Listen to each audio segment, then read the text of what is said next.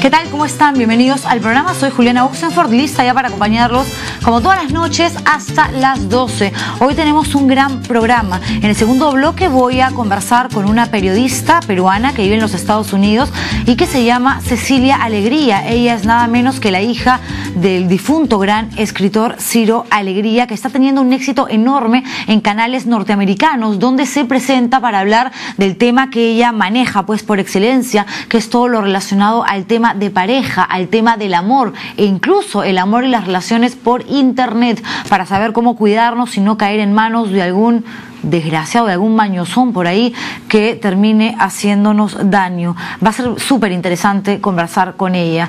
De verdad que sí, he estado desde el día de ayer metida en internet, en YouTube, buscando videos de su participación en diferentes programas de televisión y realmente es increíble. Y además es una mujer muy simpática, llena de vitalidad, y la van a conocer más adelante. Mi primer invitado es el señor Isaac Humala, padre del presidente de la República, padre también de Antauro Humala, quien hasta ayer estaba bastante tranquilo y satisfecho por la decisión que había tomado el Poder Judicial de trasladar nuevamente a su hijo Antauro de la base naval donde estaba recluido a el penal Virgen de la Merced en Chorrillos.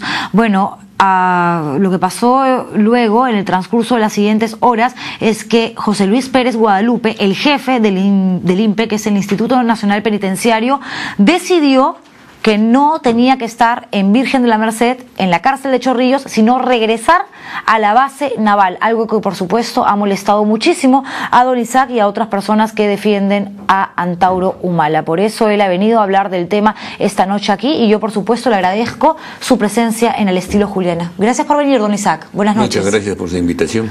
La tranquilidad, la felicidad, como lo decía hace un rato, le duró poco. No me altera mayormente. Uno espera estas cosas porque hay una crisis de entendimiento, ¿no?, en los asesores de INPE y del gobierno, empezando por el señor Jiménez Premier ahora. Aquella vez cuando trasladaron a la base naval Antauro era el ministro del Interior, ¿no? Entonces, y el señor jefe del INPE, que usted ha mencionado, ¿no?, ha cometido un error, ¿no? El decreto, que es discutible, pero no hemos discutido en este caso, el decreto dice que el traslado, sacarlo o entrarlo en la base naval es facultad del presidente del Comité Técnico de la Naval, ¿no? Eso dice. Pero ha entendido mal el señor Pérez Guadalupe, ¿no? Y lo que pasa es que él simultáneamente es jefe, presidente del INPE, que es una institución nacional, ¿no?, y también es presidente de la cárcel de la Naval. Claro. Entonces la ley dice que lo puede sacar con una resolución el presidente de la base naval, que tiene un colegiado que se llama Comité Técnico, ¿no? Y él, en vez de sacar una resolución de esa cárcel de la Naval, ha sacado una resolución del INPE, que es general. ¿Cómo se entera usted de que su hijo Antauro había regresado a la base naval? Porque tengo entendido de que esto sucedió en la noche. Bueno, entonces, como ha habido ese error, entonces en la sentencia, ¿no?, en el proceso de habeas corpus, que es constitucional, han declarado fundada el habeas corpus, ¿no?, y declarada nula esa sentencia porque no viene el caso, ¿no? Es como el presidente de la Corte Suprema dicte una sentencia que corresponde al juez de primera instancia, ¿no? Y entonces, bueno, pero han tratado de burlar.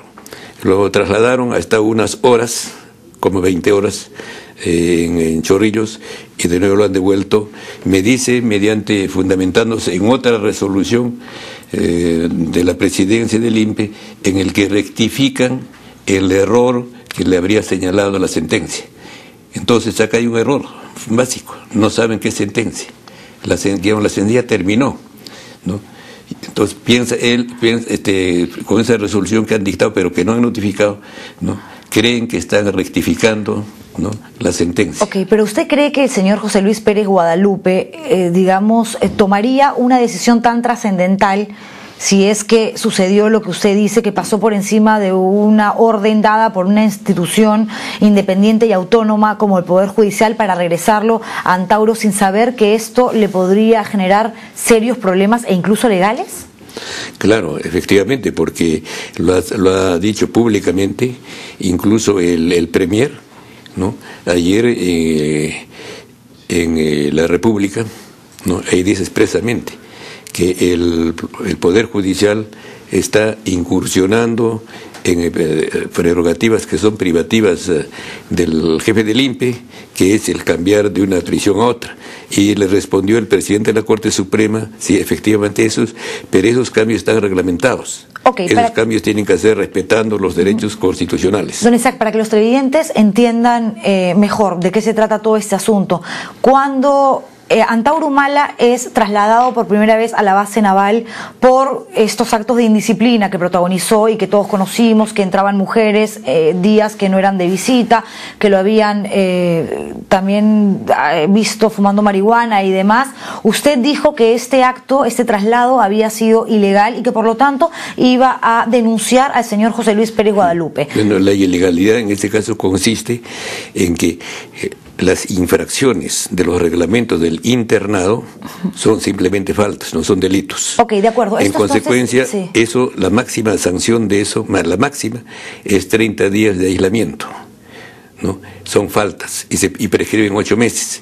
Si comete delito un interno, eso no le corresponde al jefe del INPE, sino al juez o al fiscal. Ok, de acuerdo, ese proceso continúa, pero ahora que, luego de que el Poder Judicial aceptara el habeas corpus para que Antauro regresara de la base naval al penal de Chorrillos, Virgen de la Merced, y que nuevamente José Luis Pérez Guadalupe decidiera tomar una decisión a nombre de la institución del INPE, repito, ¿usted va a tomar una nueva medida legal en contra del jefe del INPE, de Pérez Guadalupe? Sí, claro, mañana vamos a hacer que la juez en persona constate ese hecho, porque ha trasladado, pero arbitrariamente lo ha devuelto, entonces que constate ese hecho, ¿no?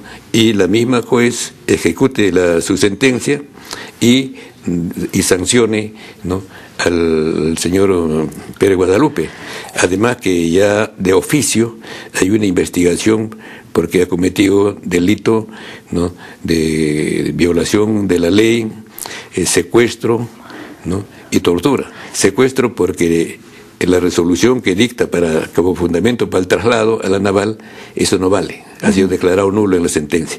En consecuencia, sin fundamento, sin ninguna resolución que lo sustente, ha sido trasladado. Eso se llama secuestro. Algunas personas pueden estar pensando en estos momentos, don Isaac, sí, el señor padre de Antauro y padre de Ollanta Humala se ha empapado del tema legal para defender a su hijo, pero quizás más adecuado sería admitir los errores que ha cometido Antauro, sus actos de indisciplina. Pero eso no está en discusión, porque eso son faltas. Esas faltas, la máxima penalidad, le he dicho, son, ¿no?, 30 días de aislamiento total, ¿no? No son delitos. Si son delitos, no es competencia de él, es del juez o del fiscal. Y a pesar de esas faltas, ¿sigue usted creyendo, porque además lo dijo públicamente, que Antauro es más inteligente que su hijo Ollanta? No he dicho eso. Lo que he dicho es que todos somos en la capacidad cerebral iguales. Ahora, es más inteligente aquel que lee más, que presta más atención, que entiende mejor lo que lee, observa las cosas, razona mejor o tiene tiempo para eso, ¿no? ¿Y quién razona mejor y tiene mayor capacidad de cada uno en su campo, análisis? Cada uno en su campo. En su campo. Claro, cada uno en su campo. El otro es profesionalmente, el otro es artillero, el otro es infante, ¿no? Bueno, hay una diferencia. Nadie es igual, y aún entre hermanos, ¿no? Y si Antauro el día de mañana fuese presidente de la República, ¿usted cree que haría un mejor gobierno que el de su hermano Ollanta, igual o peor? Yo creo que lo haría mejor. Porque incluso Ollanta debía hacerlo bien. Lo que pasa que él, ¿no?, ha pospuesto su plan de gobierno con el que ganó las elecciones en abril para poder ganar de 31 que era, para poder más del 50% y ganar las elecciones generales. Ha tenido que aceptar la hoja de ruta, ¿no?, y ha jurado cumplirlo eso, ¿no?, y ha hecho todo el esfuerzo sincero, ¿no?, con toda fe para cumplirlo, pero la hoja de ruta ya no rige. no es gobernable. Por ejemplo, Conga, ¿no? La cuestión de la minería ya no va, toda la minería está parada, están funcionando solamente la que ya existía. ¿Por qué? Porque el pueblo ha despertado la defensa del ambiente, del agua, todas esas cosas, ¿no? Y por esa razón, ¿no? El presidente regional de Cajamarca ha logrado imponerse al gobierno central con toda la fuerza que tiene. Pero, ¿por qué? Porque también le acompaña el pueblo. El comercio mandó a hacer, ¿no? Una encuesta, ¿no? Y realmente dio 88, pero informaron que 78, pero aún 78 es mayor. Incluso el dueño de Newman, que es el dueño de Conga, ha dicho, estuvo en Lima, y dijo que para que esa mina, para que se haga minería, tiene que estar de acuerdo no solo el gobierno nacional, sino también el gobierno local. Como peruano, por lo tanto, ¿se siente decepcionado del gobierno de Ollanta Humala? No decepcionado, sino que él, como fue repudiado por el 69% del electorado y solamente el 31% lo indispensable para la primera vuelta, entonces para tener 20 más, para tener 51, ha tenido que sacrificar. Y eso lo hace honestamente, ¿no? Pero ese compromiso de la hoja de ruta no es viable, no se puede cumplir. Por ejemplo, la Constitución ya no se cumple. Okay. ¿Y como padre se siente decepcionado de Ollanta, de su hijo Ollanta? No, hasta ahora está bien. Incluso yo pienso que tiene que rectificar, tiene que volver, ¿no?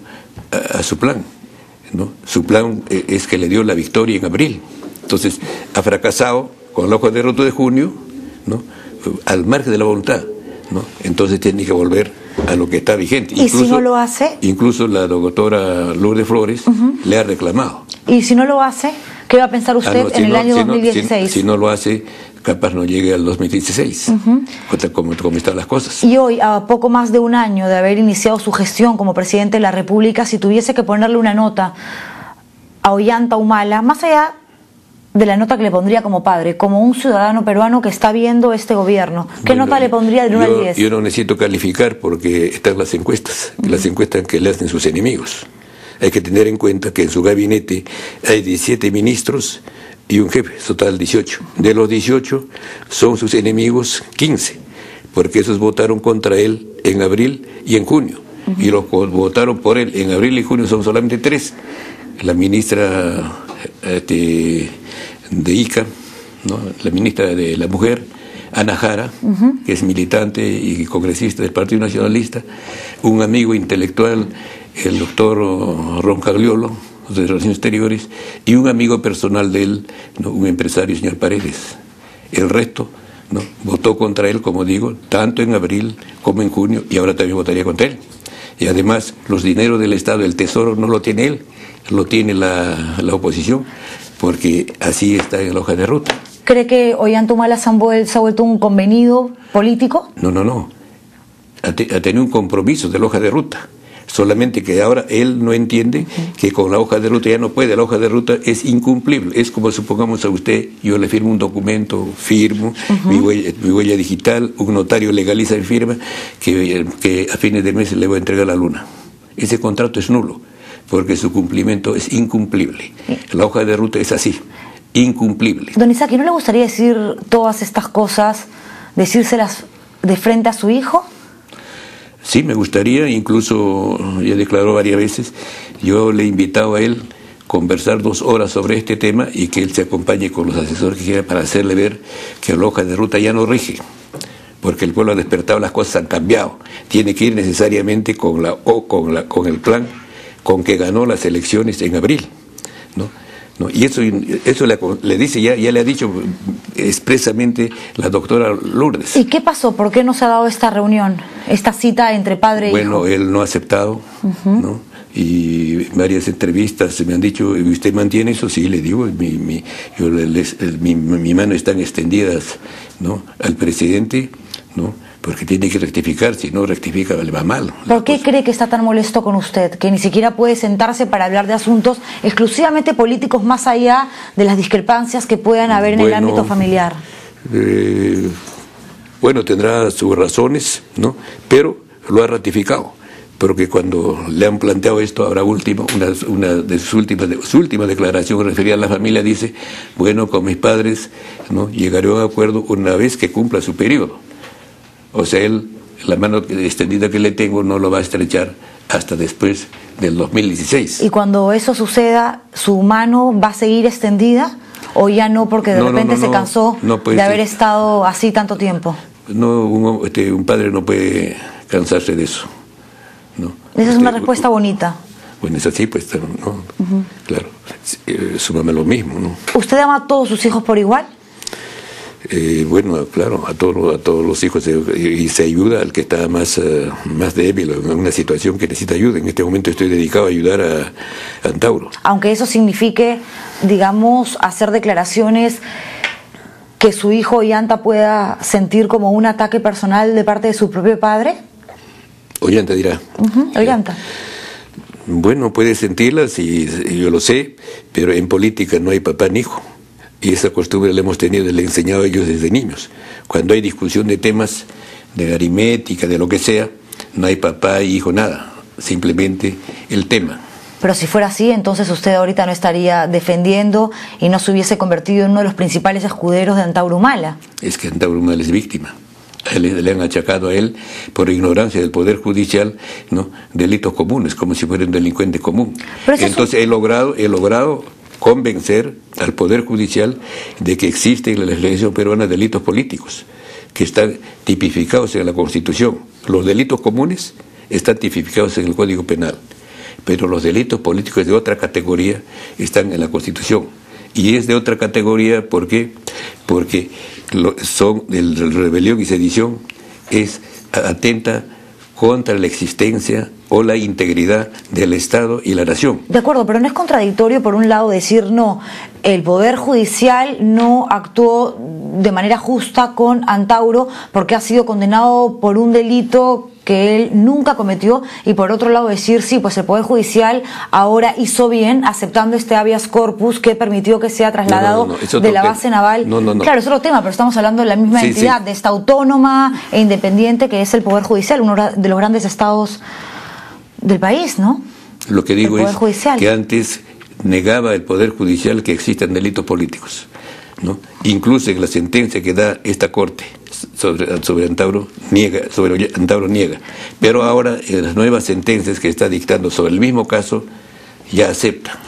Entonces justamente en el habeas corpus fundamental por la libertad de Antauro, ¿no?, ya se ha presentado eso, o sea, el Poder Judicial ya rectificó ese error que siempre lo ha tenido, ¿no? Ya admite que hay delitos políticos. Esta cuestión de habeas corpus es otro, este no es en el Poder Judicial, este es en la instancia constitucional. Ok, tenemos que hacer, don Isaac, una breve pausa comercial, claro. Regresamos con usted. Perfecto. Pero yo voy a querer que luego de la publicidad me diga si considera, si sospecha, si cree posible que su hijo Ollanta Humala esté detrás de esta decisión que acaba de tomar el jefe del INPE, José Luis Pérez Guadalupe, para que Antauro Humala regrese otra vez de la cárcel de Chorrillos a la base naval, a este penal de máxima seguridad. ¿Le parece si me responde eso después del comercial? Sí, claro. Perfecto, regresamos. No se muevan, señores, esto es Al Estilo Juliana. Sigo aquí en El Estilo Juliana conversando con mi primer invitado de la noche, don Isaac Humala, padre del presidente de la República, y también de Antauro, que, como les contaba al inicio del programa, luego de que el Poder Judicial decidiera que pasara de la base naval a el penal Virgen de la Merced en Chorrillos, luego el jefe, el director del Instituto Nacional Penitenciario, por un tema de seguridad, decidió que no, que tenía que volver a la base naval. Todo esto en menos de 1 hora y media, un asunto que por supuesto ha molestado muchísimo a la familia de Antauro. Y estoy conversando con su papá. Le preguntaba a don Isaac antes de la pausa si usted creía, consideraba, sospechaba, no lo sé, que Ollanta Humala pudiese estar detrás de esta decisión de José Luis Pérez Guadalupe de que Antauro Humala regresara al penal de máxima seguridad por un tema de seguridad, tal como lo ha dicho además el presidente del Consejo de Ministros, Juan Jiménez. Por ley básica no le corresponde de ninguna manera estar en la base naval, ¿no? Pero el decreto que está firmado, el decreto supremo está firmado por Ollanta, entonces su responsabilidad está ahí. Si no hubiera firmado ese decreto, tergiversando, ¿no?, el decreto, el espíritu del decreto, ¿no?, anterior, que es del 2001, ¿no? Entonces no estaría. Ahora, ¿en qué consiste este? Lo que pasa es que cuando asume el poder el doctor Valentín Paniagua, ¿no? Está en una cárcel, está el jefe de Sendero Luminoso, Abimel Guzmán, en otro está Montesinos, en otro está Polay, en otro lugar están otros delitos, otros delincuentes, ¿no? Gravísimos. Entonces, el que se escape uno de ellos, cada uno de ellos por su peso, ¿no? Son una amenaza a la seguridad nacional. Entonces el problema resuelve el doctor Paniagua, ¿no? Haciendo que la naval, dentro de su perímetro, ¿no? haga una cárcel especial, una cárcel militar para delincuentes de gran peso, ¿no? Líderes, caudillos, que constituyen por sí solo un peligro a la seguridad nacional y tienen que haber cometido delitos o traición a la patria, o terrorismo, o contra la administración pública, o contra traición a la patria, ¿no? o delitos de lesa humanidad. De acuerdo, pero después lo que sucedió en el Andahuaylazo, muchos podrían pensar que Antauro Humala, si estuviese libre, sería también un peligro para la seguridad nacional y que incluso podría levantarse en contra del gobierno de su propio hermano. ¿Usted cree que eso podría ser posible? Los delitos políticos son delitos, ¿no? de personas idealistas, no tienen fines personales, porque con razón o sin razón creen que son la solución para resolver los problemas del Estado, los problemas de gobierno. Ok, le hago la pregunta más directa, don Isaac. Si Antauro hoy estuviese libre frente a este gobierno que está ejecutando Ollanta Humala, ¿qué cree que haría Antauro ahora mismo? Lo que ha dicho antes, siempre ha apoyado a su hermano y en este caso no interesa, ¿no? que le guste, no le guste, se lleve bien o no con el hermano. Lo que interesa es el país. Le pongo un ejemplo. En las elecciones municipales, la doctora Susana Villarán, que actual alcaldesa, repudió la alianza que le ofreció Ollanta para apoyarla. Repudió su apoyo. ¿no? Pero independientemente de ese repudio, por razón de que ella representaba algo nuevo, un estilo nuevo, ¿no? para Lima, y consideró que ella ya estaba bien castañeda con las obras, ¿no? y era conveniente otra fisonomía y que una señora tuviera chance, entonces él apoyó, siendo repudiado apoyó. Entonces es igual, puede repudiarle lo que sea, tener por cualquier problema el presidente, pero su hermano, si sale con toda seguridad, tiene que apoyarla. Pero usted ha dicho algo importante, ¿no? Acá no tiene que ver la relación humana, sino el interés por el país. Nacional, y muchas personas aplauden la posición, la actitud que está teniendo Ollanta Humala con relación al hermano, porque muchos podrían pensar que siendo presidente lo iba a beneficiar. Sin embargo, también podríamos nosotros ahora asumir y decir que Ollanta Humala está pensando más en el país y permitiendo que la justicia se encargue de su hermano y él no meter mano ahí para que después no digan que hay favoritismos por tratarse del hermano del presidente de la República. Eso debiera ser así, pero él ha firmado, ¿no? ese decreto que tergiversa el espíritu de la ley, ¿no? y donde deben estar solamente los autores de esos delitos gravísimos que le he enumerado, ¿no? En ese artículo dice solamente para ellos, y en el segundo párrafo de ese artículo dice nadie más de los que están pueden entrar en adelante. ¿Qué crees? Esa ley que es del 2001, firmado cuando era premier la doctora Beatriz Merino, sí. ¿no? y presidente de la República, ¿no? Toledo, ¿no? allí dice, ¿no? que solamente Abimel Guzmán, todos ellos que estaban, esos nomás, no va a entrar nadie más, porque ya terminó la guerra con Sendero, ya terminó toda esa cosa, ya terminó las acciones de Montesinos, etcétera. Entonces prohíbe expresamente que nadie puede poner otra persona. Bueno, entonces, contra esa ley, que es correcta, ¿no? ha hecho ahora que el señor, autorizando al presidente de esa cárcel del Callao, de la naval, ¿no? ese puede sacar a su voluntad, a condición de que el delincuente haya cometido delitos de extrema gravedad. ¿Qué opinión le merece el señor José Luis Pérez Guadalupe? Debiera asesorarse, ¿no?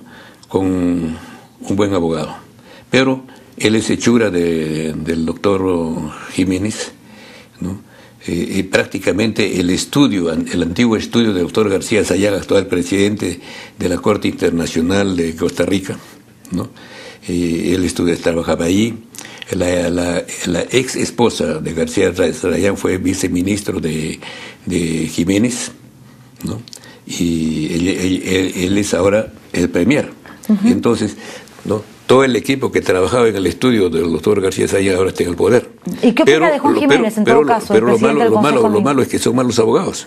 Antes le he escuchado la declaración del viceministro de Justicia, en el que dice que, como en la sentencia le acusan, ¿no?, que no ha demostrado bien, ¿no?, el delito de máxima gravedad, entonces está acompañando o está mencionando la sentencia de la Corte Suprema, ¿no?, diciendo que es, pero eso ya ahí no dice de máxima gravedad, sino simplemente, ¿no?, es una sentencia. De acuerdo, don Isaac, tenemos que ir terminando, pero más allá del tema político y de si es justo o no es justo, legal o no, el traslado nuevamente de Antauro Humala, esta vez de regreso a la base naval, yo imagino que para usted debe ser súper difícil estar lejos de dos de sus hijos, ¿no? A uno lo tiene preso, el otro es presidente de la República, pero finalmente no puede tener una comunicación ni una relación, digamos, directa con ninguno de los dos por las condiciones. Dos cosas sobre eso. Primero, es una osadía, una temeridad, ¿no?, del Estado, en concreto del INPE y de su director y del premier, ¿no?, negarse a cumplir, ¿no?, una sentencia ni siquiera jurisdiccional, sino constitucional, ¿no? El fuero penal del Poder Judicial es uno, y de más categoría es el juez constitucional, la Corte Constitucional y el Tribunal Constitucional. Entonces, es una temeridad. Eso se pena de oficio con destitución del cargo, ¿no? Es el riesgo que está corriendo. Además de oficio, ya hay investigación de la Fiscalía, ¿no? Pero regreso a la pregunta última, don Isaac, que tiene que ver ya con el aspecto más humano. Sí, lo humano en este caso es que ya son mayores de edad, cada uno hace su destino, cada uno ha abrazado la política y son gajes de la política. Colocarse como nacionalista, antisistema, tiene su precio. Si estuviera de derecha, entonces sería otra situación, ¿no? Entonces está contra la corriente. El que está contra la corriente, ¿no?, lo ha escogido, nadie lo ha obligado, ¿no? Entonces estas cosas son naturales. Para mí, yo estoy también contra la corriente, mi familia de hoy, desde tiempos, por generaciones. Entonces, para mí, ¿no?, es natural, cuando se mete en política contra la corriente, de que un hijo mío esté en la cima con C, que es la presidencia de la República, y el otro hijo, tan soldado como él, tan oficial como él, está en la cima con ese, a lo hondo del fondo. Entonces, yo, eso, claro que me hace trabajar duro, pero yo asumo eso porque todos esos riesgos comete uno cuando se mete en política. O también supongamos que en la salida, ¿no?, me pongan una bomba o me asesinen, ¿no? No me extrañaría. De acuerdo. Son gajes del oficio, a eso se mete. Una última pregunta, don Isaac. ¿Cree que en algún momento, no sé, quizás cuando termine el gobierno de Ollanta y todo esté más tranquilo y las aguas más mansas, pueda recuperar la familia que algún día tuvo y sentarse quizás en una Navidad todos juntos a cenar? Antauro, Ollanta, Nadine, doña Elena, Imazumac, Alexis, Ulises, ¿o eso suena algo utópico? No, nos reunimos entre hermanos, hay peleas, usted debe tener hermanos, hermanas, no todo eso, y si se mete en política, peor. En política... Por eso no nos metemos los Oxenford. Bueno, en política es así, ¿no? Por ejemplo, Huáscar Atahualpa, Caín, Abel. Ya. ¿No? Mejor no meterse en política, ¿no? Para tener una vida un poco más feliz. Pero también la política a veces a uno le gusta. A mí me gusta la política. Aunque yo soy político desde los 13 años. Aunque he estado preso, he estado perseguido. Yo lo sé. Pero aunque eso signifique tener a sus hijos separados, a sus hijos distanciados, enfrentados, y a usted sin poder llamar a su hijo presidente de la República hoy para sentarse a tomar un café y decirle todas estas cosas con las que no está de acuerdo con su gobierno, ¿vale la pena? No, es que el estar contra la corriente, ¿no?, entrar en política, ¿no?, trae estas cosas como natural. Entonces yo lo recibo como natural. Perfecto. ¿No? Ahora, no todos están dedicados a la política, se dedican a la economía, etcétera, etcétera, ¿no? Pero cada cual en su campo, cada cual asume su responsabilidad y cumpla bien. Entonces nosotros no estamos mal, y Antauro, aún estando así, bueno, tiene sus hijos que han sufrido, pero lo estamos asumiendo. Ok, ¿no? Claro. Perfecto. Muchas gracias por haber venido al programa, don Isaac. Ya, muchas gracias por la invitación. Gracias. Nos vamos a una pausa comercial y regresamos con la experta en temas de relaciones de pareja, Cecilia Alegría, aquí en el estilo Juliana. No se muevan. Gracias.